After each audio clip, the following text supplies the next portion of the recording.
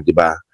So, ngayon, merong pinakitang dalawang ebidensya dito, yung DPWH, na posible nga daw po magtuturo kay Martin Romualdez na implicated daw po siya sa nakawan nga daw po sa flood control. So, kanina po kasi, kaninang umaga, nagsalita po ito si PBBM. So, ito yung sabi niya dito, no? Wait lang, sabi niya dito, magandang araw po sa inyo lahat. Kagaya ng aking nasabi, noong nakaraang report ko, ay patuloy ang pagre-report ko sa taong bayan tungkol sa mga kaso at saka sa mga impormasyon na nakuha natin tungkol sa mga flood control projects, no, na hindi maganda. So dito, nabanggit niya nga po dito ito ay tungkol sa impormasyon ng dating Speaker Martin Romualdez at saka Saldico. Pag nakita lahat ng ebidensya, baka mag-file ng kaso ng plunder o anti-graft indirect bribery. So ngayon, ito ibig sabihin nito, walang pinsan-pinsan, walang kamag-anak, kakasuhan daw po si Martin Romualdez. So actually, may video siya dito, panoorin natin yung video. Ito yun eh. Ito, sige. Sa inyong lahat, kagaya ng aking nasabi nung nakaraang report ko, ay patuloy ang pagre-report ko sa taong bayan tungkol sa mga kaso at saka sa mga informasyon na nakukuha natin tungkol sa mga flood control project na hindi maganda. At kaya ngayon ay nais kong ipalaman sa ating mga kababayan na ang ICI at saka ang DPWH ay lahat ng nakuha nila na informasyon ay ibibigay na sa ombudsman para imbestigahan ng ombudsman. Ito ay tungkol sa mga informasyon ng dating Speaker Martin Romualdez at saka ni Saldico. Pag nakita lahat ng ebidensya, baka mag-file ng kaso ng plunder o anti-graft o indirect bribery. Malakas naman ang loob natin na yung ombudsman, ang ginagawa lamang ay sumusunod sa ebidensya. At kung saan tayo dinadala ng ebidensya, doon pupunta ang ating investigasyon. Ayan na. So ngayon, mga kababayan, pagkatapos na nitong statement nga po ni PBBM, naglabas po ng press con nitong ICI at saka DPWH. At dito nila pinakita yung ebidensya nila kay Martin Romualdez. Well, tayo mga kababayan, tayo naman po kasi, sabihin na nga natin na ako personally, na ako po ay sumusuporta kay Martin. No, hindi ko naman siya ganun kagusto, pero para sa akin, naniniwala po ako na sobrang unfair sa tao na pagbibintangan ng walang ebidensya. So ngayon, nagpakita ngayon ng ebidensya itong ICI at saka itong DPWH laban po kay Martin. So ngayon, pag-usapan ngayon natin, ano ba itong mga ebidensya po na to? Sapat ba na ebidensya para kasuhan po ito si Martin ng plunder? Kasi parang ganun po. Kasi yung sabi ng GMA News, no? Tinan nyo Sabi ng GMA News, tinan nyo. Ito. Sabi ng GMA News, DPWH at Independent Commission for Infrastructure nirekomenda sa Ombudsman na kasuhan ng plunder sina ex-House Speaker Martin Romualdez at saka si Saldico. Yan ang report. So, syempre, hindi ka naman makapag-file ng kaso kung walang ebidensya. So, yung unang ebidensya ito. Nakita ko sa inyo yung unang ebidensya. Wait lang. Ito yung unang ebidensya. Medyo mahaba lang ito, pero worth it naman to. Message of our President early this morning where he informed the country that a referral by the DPWH and the ICI was going to be submitted today. It is Saldico. And I would just like to briefly describe to you what the referral contains. First of all, the referral is a collection of facts, as you can see. Now, these are the documents that are to be connected to former Congressman Saldico, namely SunWest Corporation and High Tone Construction. No, and we are here to submit to the Ombudsman the contracts from 2016 of these corporations up to 2025. So these are, as you can see, madaming kontrata po ito. no? And sinusumiti po natin ito sa Office of the Ombudsman para kanilang mas malalim na busisiin sa kanilang investigasyon, no? Ikalawa, nag-submit, sinama din po namin sworn testimonies ng sa Blue Ribbon hearing sa Senate related to both former Speaker Romualdez and for Congressman Zaldico, specifically the testimony of, I'm not sure of the rank, but I think it's Sergeant Gutesa, no? Because these are sworn testimonies under oath sa Blue Ribbon Committee, and they are linked. Ayan na. So, ang tanong ngayon natin dito, no? Sapat ba na ebidensya yung kay sinabi nga po ni Gutesa doon po sa Blue Ribbon Committee? Well, ang problema kasi dito ni Romualdez kasi, ito po ay under oath. Sabihin na nga natin na si Gutesa ay nawawala, fake news si Gutesa, hindi po na scrutinize yung statement ni Gutesa. Ang facts po dito, meron siyang under oath. Totoo yun. So, kaya ito yung isa sa mga ebidensya laban kay Martin.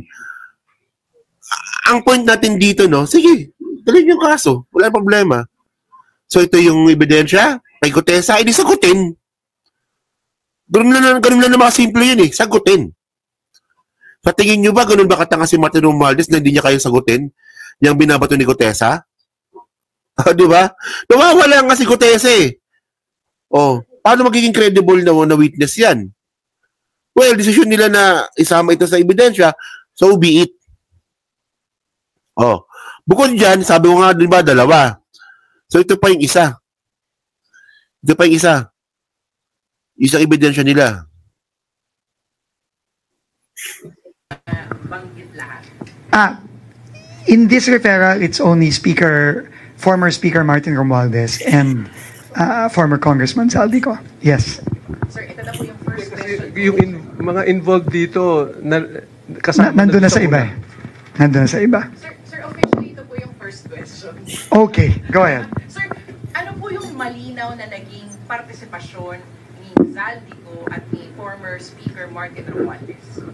Unang-una, no, ayaw naming pangunahan ang magiging investigasyon ng ombudsman. So kung mamarapatin nyo, hindi ako masyadong magko-comment dyan. Pero, like I said earlier, and kagaya ng sinabi ni Sec Babes, ito yung facts. And ang facts, simple lang. Speaker Martin Romualdez, siya ang naging speaker from 2022 to 2025. Si former Congressman Zaldico ang napili na Committee on Appropriations Chairman. At ang sinasabi nung referral na to ay dun sa relationship na yon, no, nangyari itong mga iba't ibang kontratang ito. No? Yun ang nangyari. Facts lang lahat ito. Ngayon, yung para ma-determine kung ito ba ay sapat para mag-file ng charges of plunder, violation of Anti-Graft Corrupt Practices Act, bribery, yan ay pinapasa na natin sa ombudsman kasi yun ang proseso. O, yan ha. So, yung pangalawang ebidensya po laban kay Martin Romualdez is yung ganito. Ang nangyari ang nakawan, no, nung 2022 hanggang 2025, kung kailan nga po House Speaker si Martin Romualdez, nangyari po yan nung siya yung House Speaker with Zaldico. Ngayon, ang kailangan ngayon natin dito mga kababayan, kasi tandaan natin na burden of proof ang kailangan dito ng ombudsman. Kung may ebidensya kayo na magpapakita na talaga may sabuatan na nangyari kay Zaldico at saka kay Martin Romualdez, so be it. Di ba? Pero sa ngayon, no, tingnan ninyo so, may dami po ng nagtuturo kay Martin Romualdez na siya may kasalanan. Itong dalawang ebidensya lang ang kaya nilang pakita.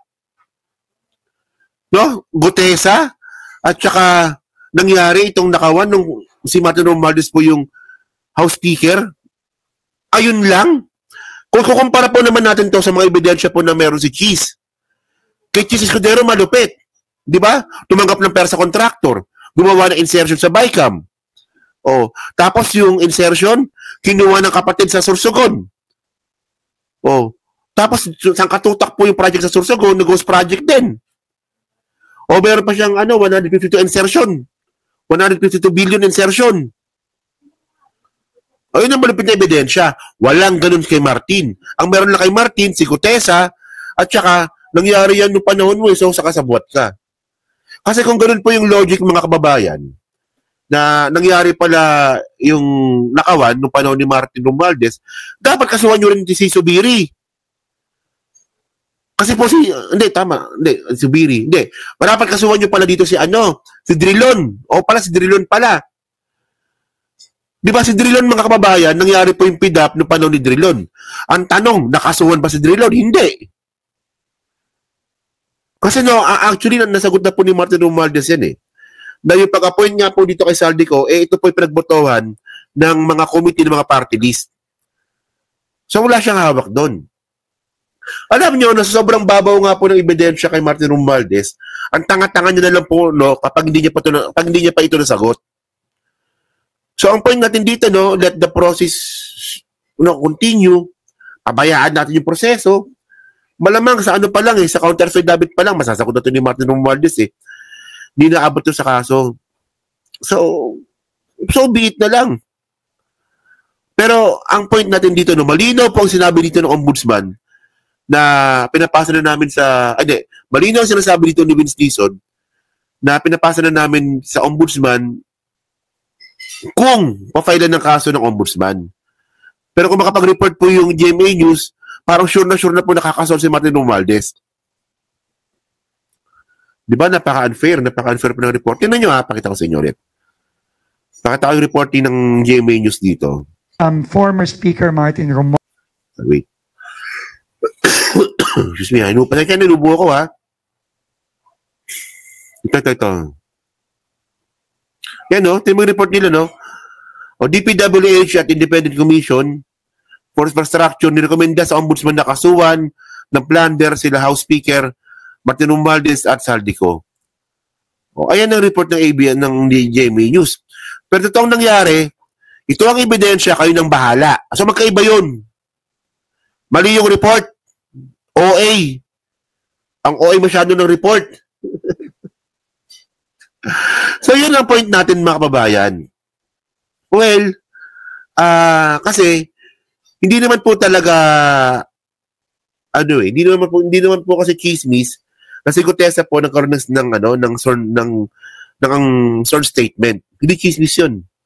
At hindi rin naman po kasi chismis na si Martin Romualdez po, yung House Speaker, nung nangyari nga po yung nakawan sa flood control. Facts naman po talaga yon. So, kung sapat na facts na ba ito para imbestigahan si Martin Romualdez, so okay lang. No problema. Diba?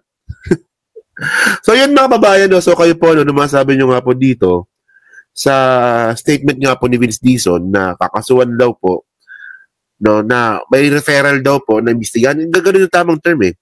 May referral para imbestigahan si Martin Romualdez sa ombudsman.